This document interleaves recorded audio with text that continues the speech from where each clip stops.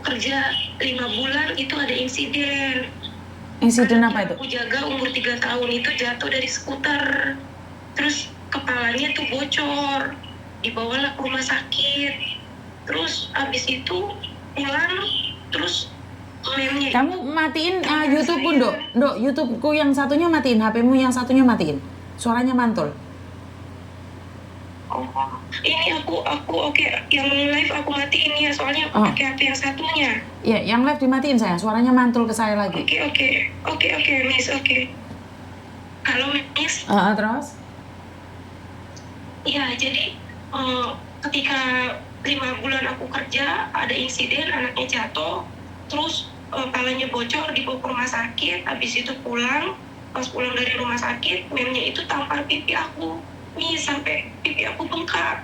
Sudah itu aku nggak rasakan, ganti hari besoknya itu ada pembantu satunya yang jagain bayi baru lahir, itu dia lihat pipi aku bengkak, tadinya aku nggak tahu, terus dia foto, karena waktu itu HP aku disita, dipoto, dia bilang nanti ini buat bukti suatu saat kamu ini bakal dibutuhin. Nah, habis itu aku suruh minta obat karena pipi aku kan bengkak itu sakit. Jadi aku dikasih obat dari rumah sakit waktu memangnya habis lahiran itu, waktu habis lahiran bayi baru lahir itu. Nah, di situ aku foto juga obatnya. Nah, singkat cerita, hari-hari itu bos aku tuh nggak baik perlakuannya. Ada botol susu aku salah nutupnya kurang kenceng, agak bocor sedikit, itu botol susunya ditimpah ke aku, Mem. Terus pindah rumah aku lupa taruh colokan hotpot itu, dia marah-marah, terus kepala aku tuh dipukul sama sernya. Terus aku ada ancaman katanya kalau aku kabur dari sini, dari rumah dia bakal ikutin aku, ancam aku, dan bakal ke Indonesia untuk ngelakuin hal yang sama ke anak aku, dia bilang kan. Di situ aku tertekan, memang aku nggak bisa ngapa-ngapain. Akhirnya aku bertahan karena potongan gaji 7 bulan waktu itu. Setelah potongan selesai, aku langsung dapat update, aku keluar dari rumah itu, aku pulang ke MOM. Aku buat pengaduan di MOM, kemudian MOM telepon polisi. Nah, bukalah kasus aku tuh, aku nggak pulang ke rumah, bos aku nelponin aku, kirim blacklist aku, tapi polisi bilang kamu udah aman, kamu udah ditolongin sama kita. Terus aku di situ diinterogasi dari jam 5 sampai jam 12 malam kurang lebih. Dari kantor MOM aku jam 5, aku dibawa ke kantor polisi, dari yang kecil sampai yang gede. Aku tuh tidur di kantor polisi 1 malam. Terus di situ polisi tanyain semua dan aku kasih barang bukti semua yang ada. Sudah gitu polisi cuma bilang gini, terus kamu mau ngapain? Aku bilang mau pulang, aku trauma kerja, aku bilang aku takut, aku kerja nyari uang bukan untuk dipukulin orang, aku bilang gitu kan. Pokoknya perlakuannya sebenarnya banyak gitu, tapi saya potong aja ya. Ada kayak siram air panas, walaupun air panasnya nggak panas banget gitu sampai tangan saya merah. Terus saya juga pernah salah ngasih susu, bukan salah sih, bayi itu harusnya 2 jam kasih susu, tapi bayi itu nggak mau minum. Dan mereka bilang aku tuh kasih air susunya terlalu panas, manasin susunya. Padahal aku bilang kalau bayi kepanasan itu pasti dia nangis, bayi sensitif, bayi ini enggak, Miss.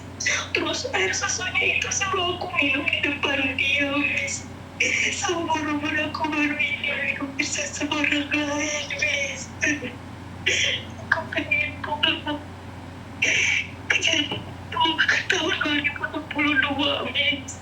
Sampai sekarang kasusnya belum selesai. Aku tanya polisi, aku harus tunggu terus.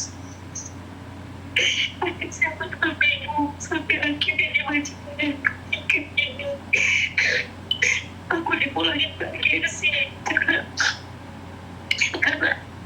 majikanku bilang sekarang kan posisinya aku ini lagi ditangani polisi, karena dari bulan Maret aku udah minta pengaduan kalau aku tuh mau pulang gitu. Aku izin sama polisi, terus polisi bilang suruh tunggu nanti 1 bulan selesai. Aku tunggu 1 bulan gak kelar-kelar, 1 bulan lagi selesai, sampai akhirnya itu dari pihak ICA imigrasi itu ada telepon ke aku, katanya komit aku udah mati, dan aku nggak tahu, bos aku juga nggak tahu. Akhirnya diproses lah, aku didatengin tuh tim ICA, datang ke rumah pagi-pagi, Beb. Terus aku sama bos aku itu dibawa ke kantor imigrasi, terus diinterview, ditanya, sampai aku bilang masalah paspor juga, aku ceritain aku mau pulang, aku udah bertahan, aku bilang aku cuma nunggu paspor aja, aku udah nggak bisa kerja.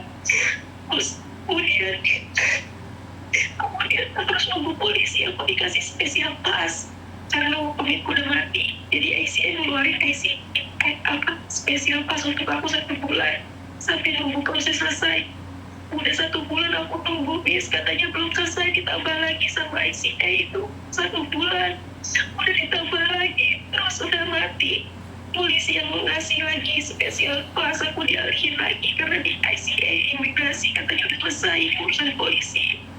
Udah selesai di urusan polisi ini 1 bulan, aku malah dikirimin lagi spesial pas lagi, Beb. Bisa aku suruh tunggu lagi 1 bulan, sedangkan aku udah dipulangin ke agensi sama bos aku itu, karena bos aku takut kalau suatu waktu aku dipulangin sama polisi, itu harus pergi dari Singapura gitu kan, karena aku udah gak ada permit gitu. Jadi bos aku tuh ketakutan, takut ntar aku pergi secara tiba-tiba, dia belum ada pembantu baru, makanya aku dibalikin ke agensi. Di agensi ini aku udah 2 minggu gak dapet kerja, terus juga kemarin itu aku belum genap 1 bulan gaji, aku gak punya uang di sini. Aku udah bilang sama polisi, aku bilang minta dipercepat atau beri aku part-time untuk aku nunggu masalahnya sambil aku di sini nyari uang. Itu nggak ada uang, aku bilang anak aku di rumah nungguin aku cuma pengen pulang gitu ini. Dan aku tanya agensi bilang nunggu kabar dari polisi.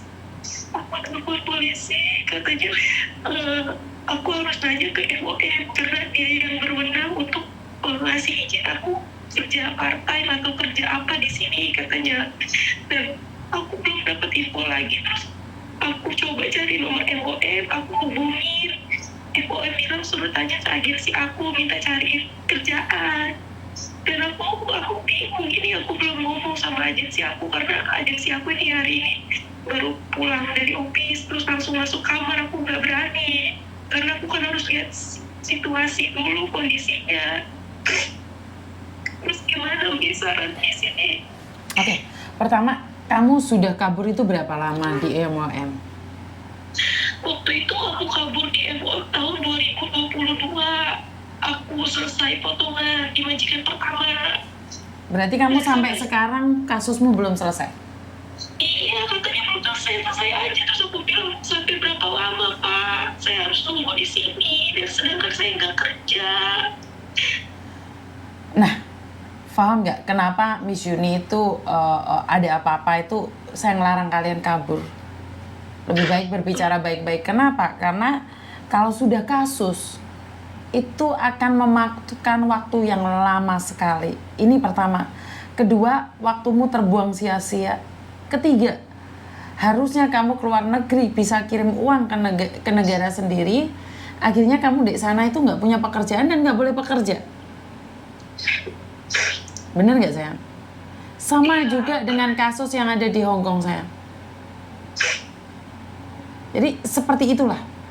Jadi karena keadaan kamu itu nangis nggak kuat bukan karena apa? Karena kamu ada di luar negeri tapi nggak bisa kirim uang ke negara sendiri, bener nggak sih? Iya, dan aku nggak tahu nasib aku di sini sampai kapan nih. Iya betul. Prosesnya itu ditambah lagi 1 bulan, ditambah lagi. Betul. Dari bulan Maret udah aku datengin kantor polisinya, tapi IO-nya itu organisasi apa ya namanya, investigasi organisernya cuma bilang tunggu 1 bulan lagi, udah gitu doang. Iya, karena mereka tidak bisa menentukan itu, sayang. Kan banyak sekali kasus-kasus yang urgent yang akan ditangani oleh mereka. Itu kurang lebih sama dengan Hong Kong. Kenapa sih saya lebih memilih berdamai? Bukan karena kita takut atau mau memberikan efek jerah sama majikan, bukan. Karena yang jerah itu kita kita itu tersangkut hukum di negara orang, kita yang sengsara. Bener nggak sayang? Merasakan kan? Kamu merasakan kan dari tahun 2022 nih. Kalau kamu bekerja hari ini, mungkin kamu sudah punya 100 juta nih. Atau 200 juta. Iya. Karena kamu ingin memberikan efek jerah pada majikan, apakah kamu salah? Tidak, kamu benar. Tapi menjadi tidak benar karena tujuanmu bukan itu. Benar nggak saya? Apa yang bisa kamu lakukan? Kenapa? Bukan untuk efek jerah, bukan untuk efek jerah, tapi saya pengen menyelamatin diri saya karena kayak tekanan mental nih, salah sedikit kerjaan. Betul. Macam saya. Iya kan, biar majikan punya efek jerah atau biar nggak seperti itu lagi kan? Bener nggak?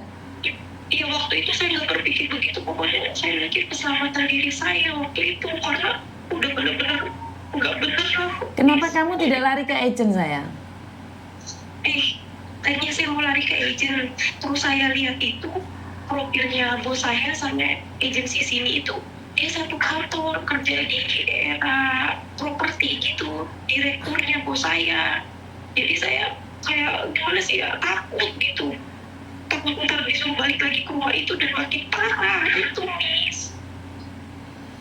Ya karena Saya kita dibalikin lagi gitu, saya suruh tahan lagi, suruh sabar lagi. ya karena mungkin kamu terlalu punya prasangka jelek ya. Kenapa tidak ke KBRI saja saya? Udah KBRI waktu itu saya nggak datengin ke tempatnya karena saya nggak tahu, tapi saya dikasih nomor teleponnya, saya hubungin tuh, responnya tunggu aja, tunggu sampai kapan saya nunggunya, Miss. Terus saya coba lagi telepon lagi, hubungin itu nggak direspon dengan baik. Pokoknya saya harus tunggu aja. Dan saya juga waktu itu nggak kepikiran kalau sampai ibaratnya lari ke hukum, ke polisi gitu, karena yang nggak saya pikirin gimana caranya saya minta tolong dulu gitu, mumpung saya ada kesempatan untuk keluar. Itu aja, Miss. Dan saya sampai sekarang ini ya udah kayak kebingungan aja gitu. Saya pasti besok kalau saya bangun, saya mau kasih tahu setan saya sama MOR itu kalau MOR udah bilang saya boleh cariin kerja sama agensi saya. Setahu saya kalau bermasalah dengan hukum kamu nggak boleh kerja, sayang. Kata polisinya kan, saya tanya, udah Miss, katanya kalau kamu mau kerja kamu balik lagi ke MOR, tanya katanya gitu, gimana. Dok, jangan sambil berjalan.